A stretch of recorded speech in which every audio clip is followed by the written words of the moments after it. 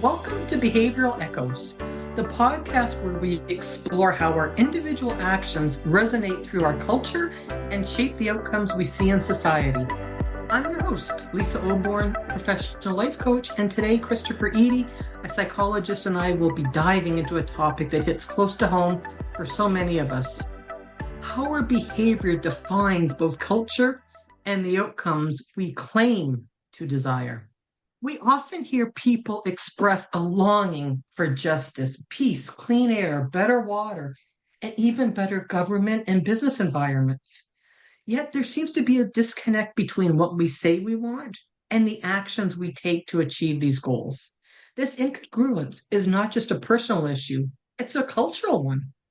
When our behavior does not align with our stated values, we not only fail ourselves, but also contribute to the culture that perpetuates the very issues we seek to resolve. Let's tackle an obvious one. Consider environmental sustainability.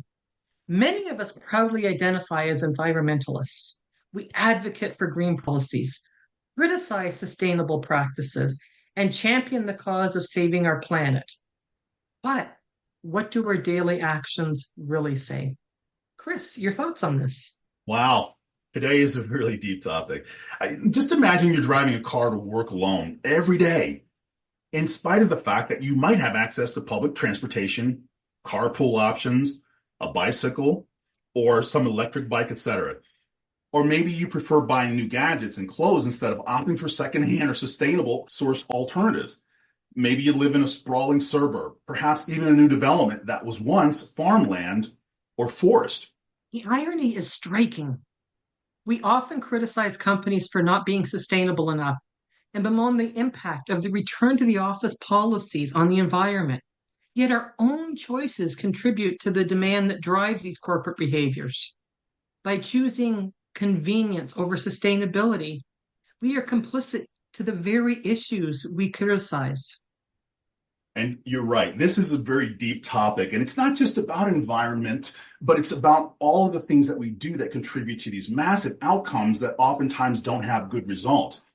We took the opportunity to speak with Dr. Jane Smith, an environmental psychologist, and she studied the impact of individual behavior on cultural and environmental outcomes. We asked her, why do you think there is such a gap between what people say they value and how they actually behave? Her response was simply a bombshell. She said it comes down to a combination of factors. One, fear, which I would have never guessed, conformity, and a lack of awareness. Many people fear the inconvenience or discomfort that comes with changing their habits is going to create such a negative environment for them that they don't even contemplate whether they should make changes. There's also this strong tendency to conform to social norms. They have that car, so I got to get that car. The commercials say this is the best car out there, and so I got to get that car.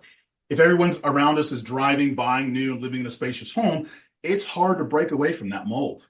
I agree. And it seems she is suggesting that her behavior is both a product of and a contributor to the culture we live in.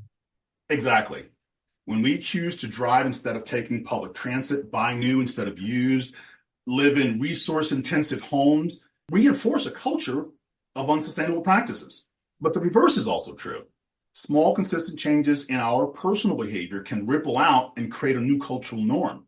Lisa, this brings us to a critical point. If we truly want better work environments, peace, sustainability, or anything else, we need to align our actions with the values. This means we got to make conscious decisions every single day, even when it's convenient or goes against the grain of societal norms. I agree completely. And there's some steps we can actually take to ensure our behavior aligns with our values. We all want to reduce our carbon footprint. We hear it constantly. How do we do that? Opt for public transit or carpooling, biking, or walking. Sustain natural resources. Buy used or sustainably sourced products and support a circular economy. Buy from your local farmers as opposed to the grocery store that comes from another part of the world. Foster workplace integrity. Be open and honest and cultivate trust. Promote growth and respect. Be respectful and support of others' growth in the workplace. But the most important thing is to be a cultural catalyst. Lead by example. So if we want to change how the environment is perceived and how our actions are, do the choices that actually are aligned with your beliefs, not what everybody else is doing. Our behavior is the bedrock of culture in every culture that we live in, and the outcomes we experience, they're caused by the very things that we do. If we make mindful choices and allow our actions to align with our values, we can create that ripple effect that leads to a more just, a more peaceful, a more sustainable world. That's up to us. Thank you for tuning in to Behavioral Echoes. Until next time, remember that change always starts with you. If you enjoyed this episode, please follow us and engage in the conversation. We'd love to hear how you're aligning your actions with your values. Take the opportunity to share your stories with us. Bye.